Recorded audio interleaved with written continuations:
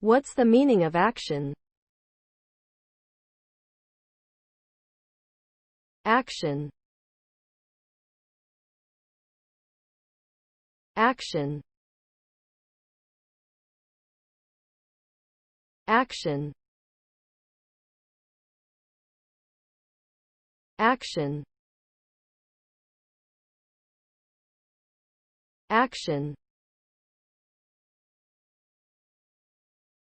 Action can refer to the process of doing something, particularly in order to achieve a goal or bring about a desired outcome. It involves taking deliberate steps to accomplish a task or carry out a plan. The result of taking action is often progress or success, as individuals who take action are more likely to make meaningful changes in their lives and achieve their goals. However, taking action can also involve risk, as it may require stepping outside of one's comfort zone and facing potential obstacles or setbacks.